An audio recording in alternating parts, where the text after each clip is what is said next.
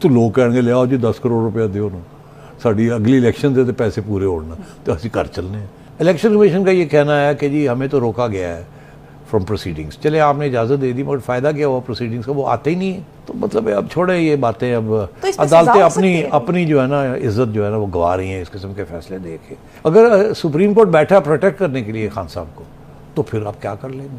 और इम्प्रेशन तो यही पड़ता है। अब जजेस को अगर समझ नहीं आ रही इस बात की तो ना सही, जो जनरल बाजवा के साथ हुआ है और जो जिन लोगों ने इस किस्म के फैसले किए हैं और आखिर में आके इनके गले पड़ गए हैं, जैसे कि चौधरी इफ्तिखार चौधरी साहब चीफ जस्टिस के जो फैसले थे उनके गले पड़ गए थे, आज तक लोग माफ़ करने के लिए तैयार नहीं हैं। सेठी साहब, क्या ऑप्शंस हैं दूसरी तरफ से? आप कह रहे हैं कि चैलेंज आएंगे। एक तो चैलेंज इलेक्शन कमीशन से आएगा, दूसरा चैलेंज पीडीएम से आएगा। इलेक्शन और दोनों शायद ज्वाइन कर लें। इलेक्शन कमीशन का ये मौक़िफ़ है कि अभी तो हमने डिलिमिटेशन और नया सेंसस करना है, पहले करना है सेंसस, जिसके लिए आज की खबर है कि पता नहीं कुछ 60-70 अरब रुपए सेंसस के लिए गवर्नमेंट ने बजट में से निकाल के इलेक्शन कमीशन के लिए एयर मार्क कर दिए कि ले लें आप 34। अब 34 बिलियन के साथ इन्होंने सेंसस कराना है, उसके बाद डिलिमिटेशन होनी है। ये तो 6 महीने चलेगा ना, सेंसस चलेगा कम से कम 3 महीने, 3-4 महीने सेंसस चलेगा, 3 महीने, उसके बाद डिलिमिटेशन चलेगी। फिर चैलेंजेस टू डिलिमिटेशन होंगी, फिर उसकी पिटिशंस जो है रिजॉल्व करनी पड़ेंगी।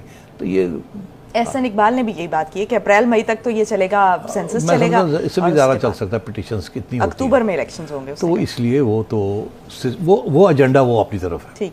और ये इलेक्शन कमीशन की तरफ से ही आएगा। और ये अगर चाहेंगे कि उससे पहले हो तो वो चले जाएंगे अदालत में, ये जाके चैलेंज करेंगे, इलेक्शन कमीशन डिफेंड करेगी, गवर्नमेंट इलेक्शन कमीशन की साइड पे होगी। फिर वही बात कि घूम फिर के अदालतों में जाना है इन्होंने, याद है मैंने कहा। अब ये इस्टेब्लिशमेंट की तरफ नहीं जाते, अब इलेक्शन के आप जाएंगे अदालतों की तरफ, सुप्रीम कोर्ट, हाई कोर्ट। तो पहली बात तो ऑब्जेक्शन वहाँ से आएगी। दूसरी तरफ यहाँ से आएगा, ये भी तो कुछ सोच रहे हैं ना कि ये डिज़ोल्व ना करें और फौरी तौर पे इलेक्शन प्रोविंशियल ना हो। उसके अंदर आपको पता है आसिफ जरदारी साहब को उन्होंने कहा कि आप तैयारी करें, मगर आपने देखा बड़े रिलैक्सड हैं वो। आसिफ जरदारी साहब दिन रात नहीं भाग रहे, ओ जी उन्हें करो नहीं तो ये कर देंगे, वो नहीं। उन्हें भी इस बात का पता है कि इतनी जल्दी ये नहीं कर सकते, ये न करना चाहते हैं ना ये करेंगे, सुकून से काम कर रहे हैं। ये इनको ये भी धमकियाँ हैं वही। अगर वो होता तो अभी तक पिटिशनें आ जाती, भाग दौड़ हो रही होती, जोड़ तोड़ हो रहे होते, वो नहीं कर रहे। इसका मतलब ये है कि वो अभी भी चौधरी शुजात के पास बैठे हैं, और चौधरी शुजात के पास बैठे हैं और वहाँ वो दिलचस्प किस्म की बातें हो रही हैं वहाँ, जिसका ताल्लुक अगेन अदालतों के साथ है। और वही बात जो मैंने पहले आपसे कही थी कि 2 जजमेंट्स जो हैं वो पड़ी हुई हैं अदालत के अंदर। क्या अगर किसी को डिस्क्वालीफाई करना है या उसके वोट को ख़त्म करना है फ्लो क्रॉसिंग में, तो क्या जस्टिस एजाज वाली जजमेंट जो है कि जी डिस्क्वालीफाई भी आप हो गए और आपका वोट भी नहीं काउंट हुआ, वो भी अपील पड़ी हुई है। फिर वो मज़ारी साहब वाला केस भी पड़ा हुआ है कि हेड करता है या पार्लियामेंट्री लीडर करता है, तो उसके ऊपर भी इश्यूज़ बने हुए हैं। तो अब चौधरी शुजात के पास बैठने का क्या फ़ायदा, वो इसीलिए ना he still the head of the Q league, और वो इशू जो है वो इनके चौधरी शुजात के ख़िलाफ़ गया पहली जजमेंट, मगर अपील में तो बहुत कुछ हो सकता है।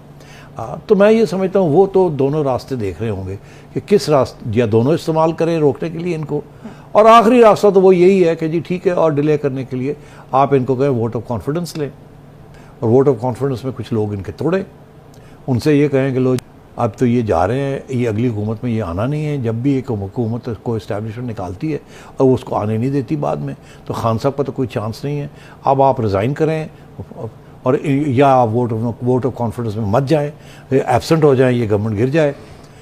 और अगर आपको ये निकालते हैं तो डोंट वरी, हम आपको ले लेंगे, कोई ऐसी बात नहीं है। या ये चलाए, अल्लाह खैर सदा। और क्योंकि कानून ये कहता है कि आप ताहयात डिस्क्वालिफिकेशन नहीं है, आप सिर्फ इस सीट से के लिए। हाँ, तो अगर इलेक्शन ही 6 माह में होनी है तो लोग कहेंगे ले आओ जी 10 करोड़ रुपया दियो ना, साड़ी अगली इलेक्शन दे तो पैसे पूरे होना, तो असं घर चलने हैं, बिकॉज अभी कुछ हो तो नहीं रहा। तो इसलिए तो लोग तो वोट ऑफ कॉन्फिडेंस इनके लिए मुश्किल हो जाएगा। अब लोग 10-15 लोग इधर उधर हो गए तो वोट ऑफ कॉन्फिडेंस ही नहीं होगा। और ज़्यादा ये होगा कि उनको नोटिस आ जाएगा कि जी आपने पार्टी डिसिप्लिन तोड़ा, ये किया वो किया, और आपको डिस्क्वालीफाई करते हैं और आपका अगर वोट तो कास्ट ही नहीं हुआ होगा तो खत्म होगी बात, वोट ऑफ कॉन्फिडेंस फेल हो जाएगा। फिर अगली बात आएगी कि वोट ऑफ नो, दूसरे को किसी को वोट ऑफ कॉन्फिडेंस देना पड़ेगा, तो वो भी इतना आसान नहीं होगा, बिकॉज वहाँ तो फ्लो क्रॉसिंग करनी पड़ेगी। तो वहाँ चोरी शुजात वाली गेम आ जाएगी कि जी अच्छा क्यूली गुट के सारी अंदर ही आ जाए तो बेहतर है। तो ये सारी चीज़ें चलेंगी। 4 लोग उधर बैठे हुए हैं इस वक्त चौधरी शुजात के पास, 6 लोग चौधरी परवेज़ इलाही के साथ बैठे हुए हैं। तो ये चीज़ें चलेंगी, जो करेगा उसको दूसरी साइड चैलेंज कर देगी, अदालतों में घूमेंगे। तो ये डिसोल्यूशन मुझे नज़र नहीं आ रही। और अगर करता भी है स्पीकर तो वो चैलेंज हो जाएगी, स्टे हो जाएगा और बात आगे नहीं बढ़ेगी। तो ये this is the way I see it. तो मैं समझता हूँ कि इवेंचुअली इनको जाना पड़ेगा इस्लामाबाद, वहीं जाके बातचीत होनी पड़ेगी, वहीं जाके सब कुछ तय होना पड़ेगा। और अभी जो पार्टी सरबराही से हटाने का फैसला किया इलेक्शन कमीशन ने, 13 दिसंबर को तारीख भी दे दी है, उसमें क्या फैसला? देखिए अब ये भी एक जजमेंट आई हुई है और वो जजमेंट सुप्रीम कोर्ट की है, जिसके बेसिस के ऊपर उन्होंने नवाज शरीफ साहब को फारग कर दिया था। तो अब कैसे रोकेंगे? इलेक्शन कमीशन तो कर देगी। जब इलेक्शन कमीशन इनको, उससे पहले क्या होगा, अब उनको बुलाया ना 13 तारीख को, ये जाएंगे नहीं, पहले नहीं जाते कंटेम्प्ट केसेस के ऊपर, और अब इनको कहेंगे आएँ जी, तो ये जाएंगे नहीं। इलेक्शन कमीशन फिर इनको बुलाएगी, ये इस पर भी टाइम लगेगा। और इवेंचुअली ये होगा कि अगर ये कहीं नहीं बात जाती तो इलेक्शन कमीशन किसी न किसी स्टेज पे इनको उड़ा देगी, फिर वो अपील में चले जाएंगे, स्टे ले लेंगे उसके खिलाफ। तो इन द मीन वाइल तो लिया हुआ था ना, हाई कोर्ट से स्टे लिया हुआ था। तो इलेक्शन, ये जो तौहीन इलेक्शन कमीशन है इस पर, और जो तौहीन चीफ इलेक्शन कमिश्नर है, इस पर कोई कार्रवाई हो सकती है? नहीं, इससे तो हो रही है ना ऑलरेडी। अदालत ने यही कहा है ना सुप्रीम कोर्ट ने कि जी कार्रवाई करें, लेकिन हतमी फैसला ना जारी, फैसला भी ना सुनाए।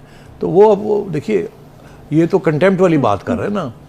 इलेक्शन कमीशन का ये कहना है कि जी हमें तो रोका गया है फ्रॉम प्रोसीडिंग्स। चले आपने इजाज़त दे दी, मगर फ़ायदा क्या हुआ प्रोसीडिंग्स का? वो आते ही नहीं है। आप इनको भी हुक्म करें ना कि आए वहाँ, तो सुप्रीम कोर्ट का नहीं, हमने इनको हुक्म नहीं करना, नहीं दे सकते। देखो ना, तो मतलब अब छोड़े ये बातें। अब तो अदालतें अपनी जो है ना इज्जत जो है ना वो गवा रही हैं इस किस्म के फैसले दे के। तो इस पर सजा हो सकती है खान साहब को? सजा वो भी चैलेंज हो जाती है। वो भी अगर सुप्रीम कोर्ट बैठा प्रोटेक्ट करने के लिए खान साहब को, तो फिर आप क्या कर लेंगे? और इम्प्रेशन तो यही पड़ता है। अब जजेस को अगर समझ नहीं आ रही इस बात की तो ना सही। जो जनरल बाजवा के साथ हुआ है और जो जिन लोगों ने इस किस्म के फैसले किए हैं और आखिर में आके इनके गले पड़ गए हैं, जैसे कि चौधरी इफ्तिखार चौधरी साहब चीफ जस्टिस के जो फैसले थे उनके गले पड़ गए थे, आज तक लोग माफ़ करने के लिए तैयार नहीं हैं। साकिब निसार साहब के गले पड़ गए उनके गंदे फैसले, आसिफ खोसा साहब के गंदे फैसले उनके गले पड़ गए।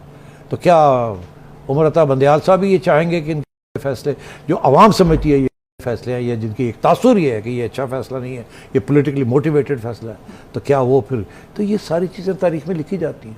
तो ये वक्त है सुप्रीम कोर्ट को असली इंसाफी आज़ादी, इंसाफ देने की आज़ादी जो है ना इस वक्त इंस्टॉल करने की ज़रूरत है। फौज पीछे हट गई, सुप्रीम कोर्ट भी सियासत से पीछे हट जाए। अपनी साख को बेहतर बनाने का ये बेहतरीन मौका था। यही है, अगर सुप्रीम कोर्ट इंटरवेंशन करता रहेगा तो ये भागते जाएंगे सुप्रीम कोर्ट के पास, हर सियासी फैसला सुप्रीम कोर्ट के पास जाएंगे। जब हर फैसला सुप्रीम कोर्ट के पास जाते हैं तो वहाँ सुप्रीम कोर्ट या एक की साइड लेता है या दूसरे की साइड लेता है, तो गंदा सुप्रीम कोर्ट होता है, क्योंकि दूसरी साइड नहीं माफ़ करती।